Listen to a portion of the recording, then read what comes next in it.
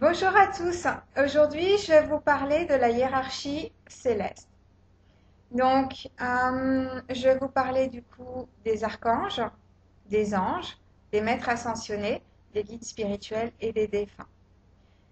Donc, pour commencer, il y a un esprit supérieur qui gère l'univers tout entier. Alors, de nos jours, sur notre planète, certains l'appellent Dieu, d'autres l'appellent Bouddha ou peu importe. Enfin, peu importe les noms qu'on lui donne, c'est toujours la même personne, hein. Enfin, c'est toujours le même esprit parce que c'est pas une personne physique comme nous, c'est un esprit. Nous sommes des âmes et nous faisons partie de cette âme supérieure.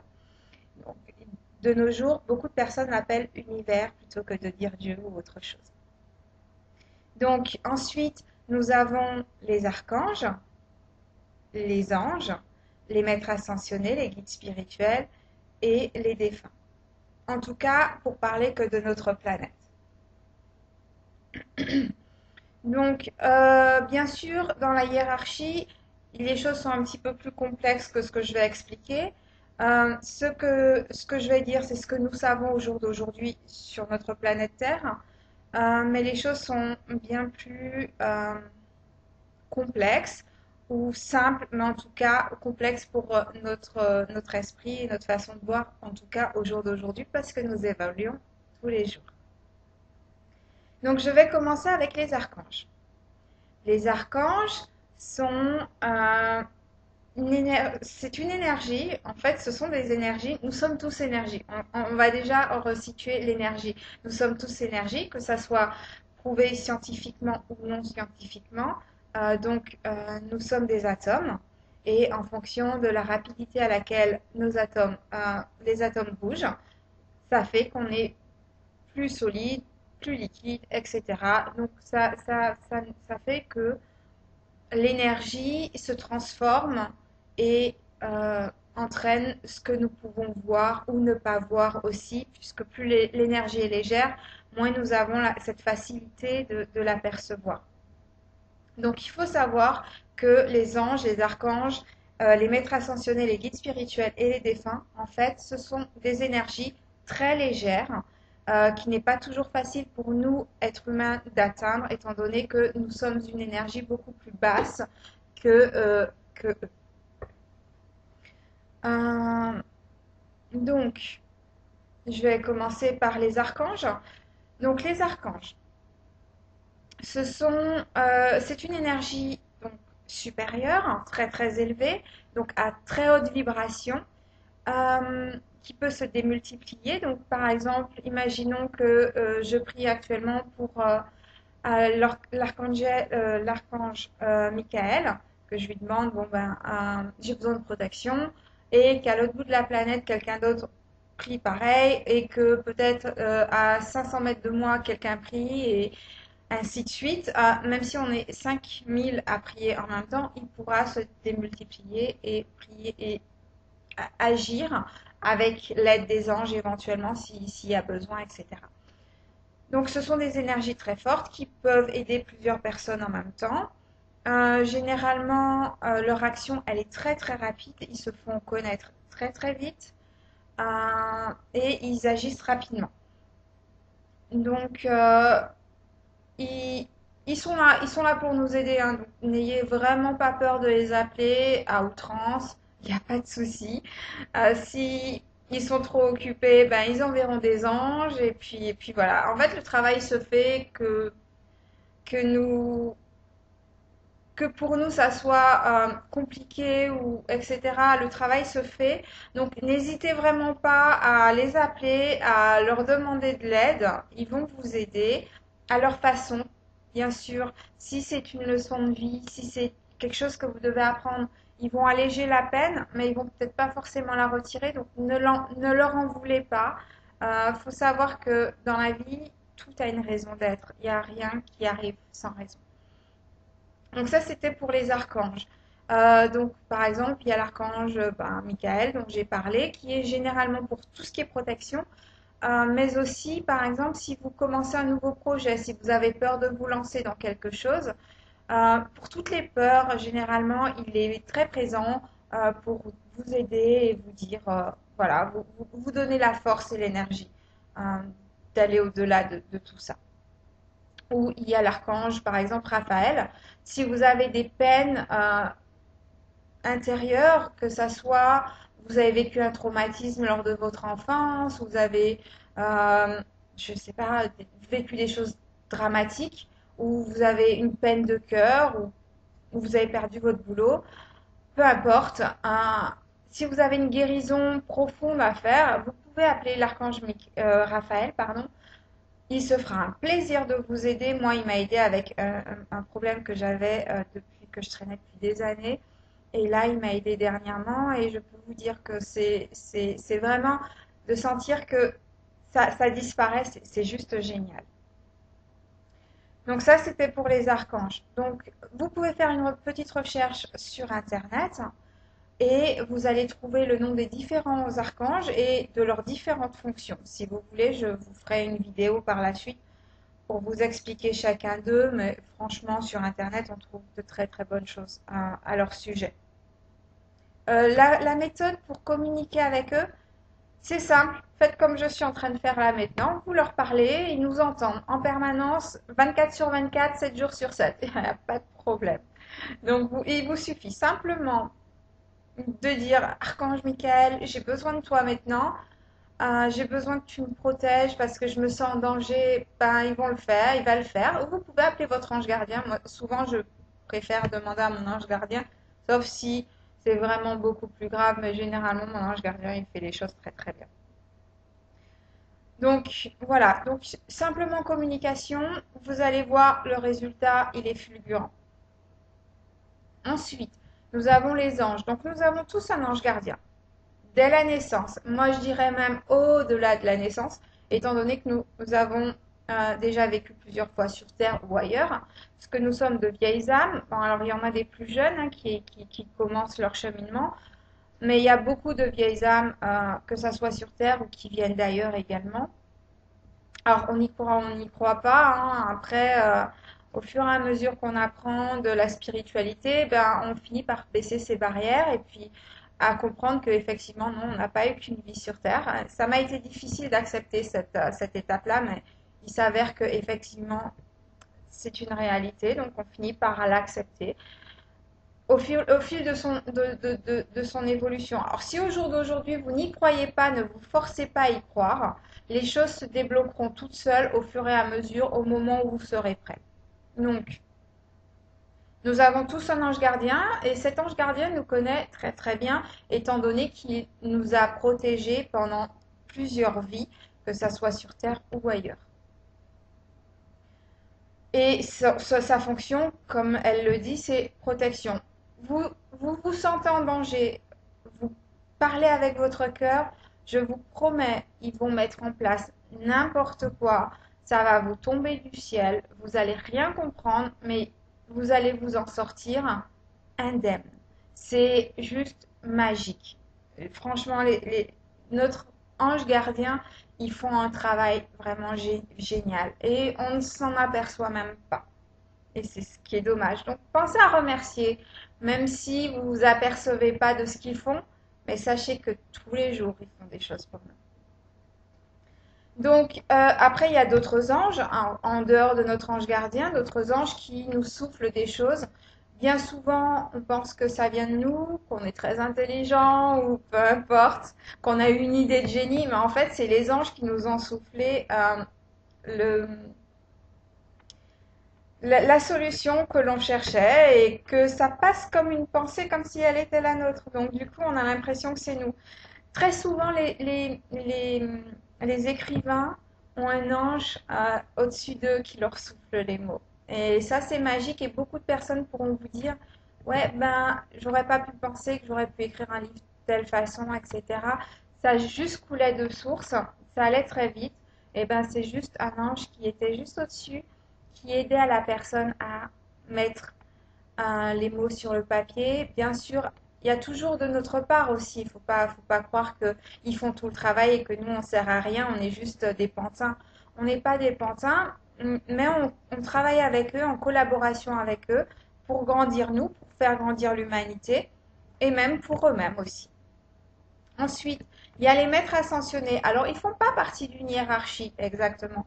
Moi, je les mettrais un petit peu à part, à côté, parce que leur travail est très très particulier. Les maîtres ascensionnés, c'est par exemple Jésus, Marie, c'est par exemple Shiva, Mohamed. Voilà, c'est toutes ces personnes, euh, tous ces êtres spirituellement très très élevés qui ont vécu sur Terre, donc qui sont venus sur Terre. Ils connaissent exactement nos souffrances, ils ont été dans le corps d'un être humain, donc ils savent ce que c'est l'ego, ils savent que c'est toutes ces choses-là, mais ils avaient toujours leur spiritualité, pardon, très ouverte. Donc ils avaient cette double fonction à, à mettre en place sur Terre pour nous aider, nous, à grandir. Et puis eux aussi dans leur expérience, parce que du coup, ils nous comprennent beaucoup mieux. Et vous pouvez les appeler à n'importe quel moment, peu importe celui, choisissez celui qui vous va. C'est pas important que ça soit Marie ou Joseph, vous pouvez appeler Shiva, vous pouvez appeler peu importe Bouddha ou peu importe le maître ascensionné, il vous aidera parce qu'ils sont là pour ça et surtout ils comprennent notre condition humaine, mais ils ont cette supériorité spirituelle que nous verrons plus tard que les guides n'ont pas forcément tout le temps. Et donc, ils sont là pour nous aider. Donc, on peut leur faire nos prières, nos demandes, et ils y feront mieux pour nous aider à grandir et à apprendre ce que nous avons à apprendre et à donner ce que nous avons à donner. Parce que chacun de nous est très important dans ce monde. Chacun de nous apporte sa pierre à l'édifice.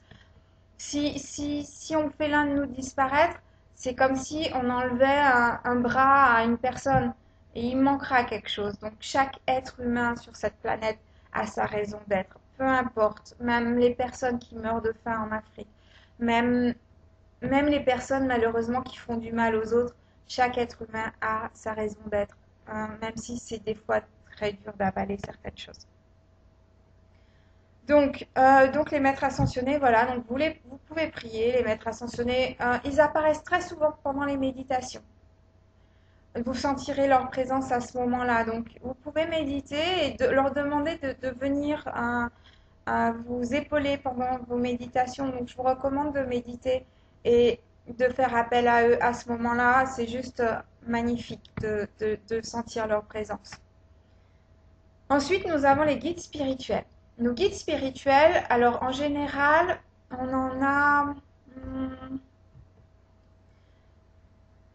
on va dire, entre 2 et 5. Ça dépend. Ça dépend parce que le fonctionnement des guides spirituels, c'est vraiment différent.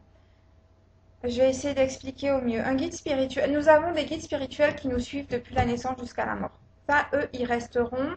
Ils ont fait vœu de nous suivre et de nous aider à grandir. Et ça dépend des personnes, mais je vais dire qu'ils peuvent être 3 ou etc. 3, 5, grand maximum 5.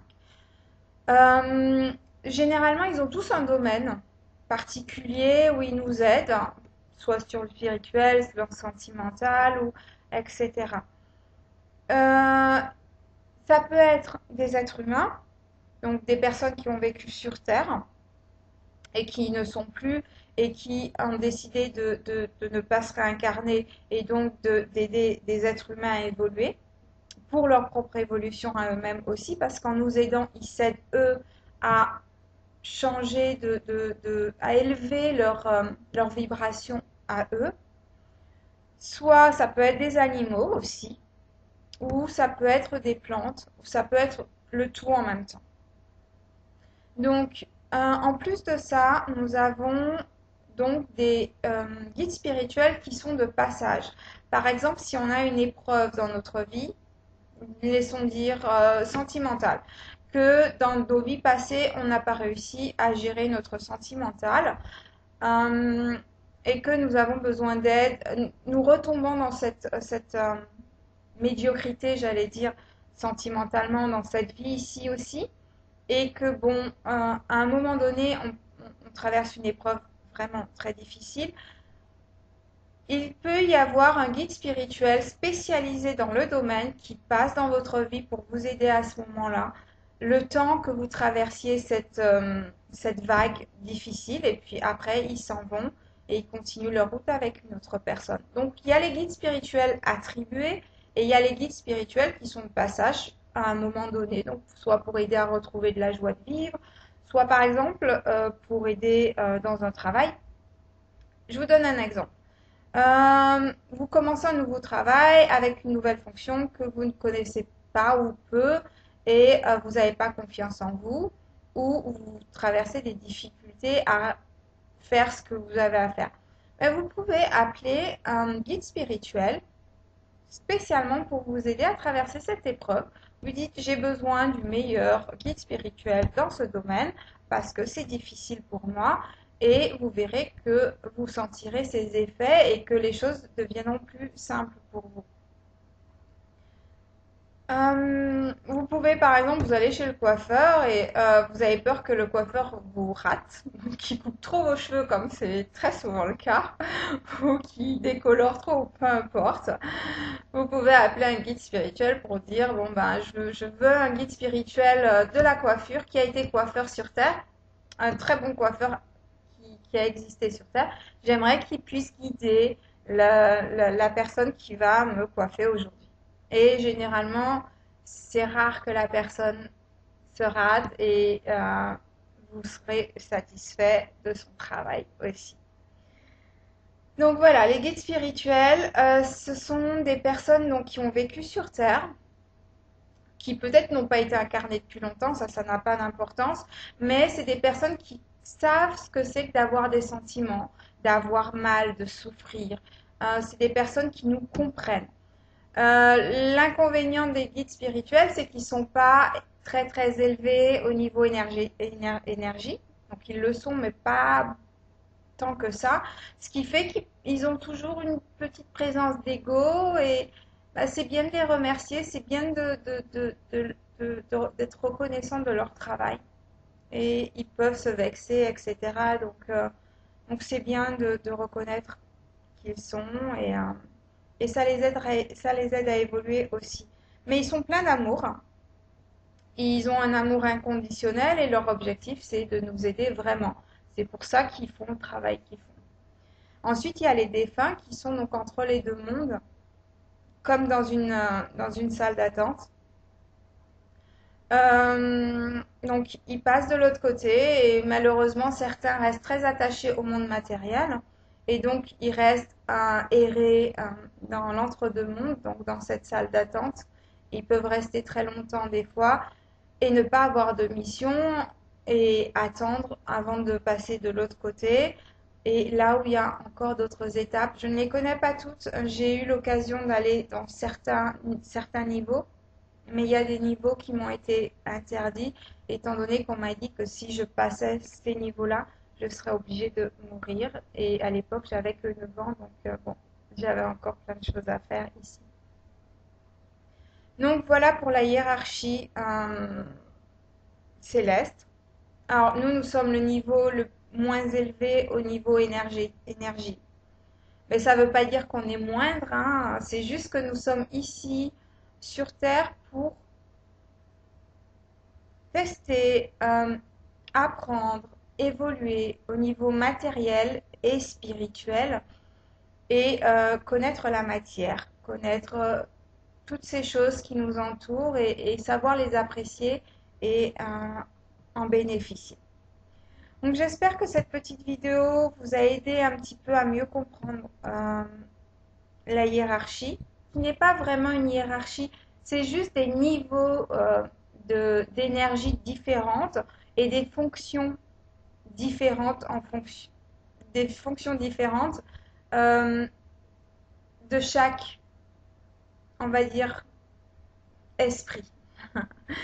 Voilà, bon bah j'espère que ça vous a aidé un petit peu et puis la prochaine fois je parlerai d'autre chose. Si vous avez des questions, vous pouvez les mettre en bas et je vous remercie. Bonne journée.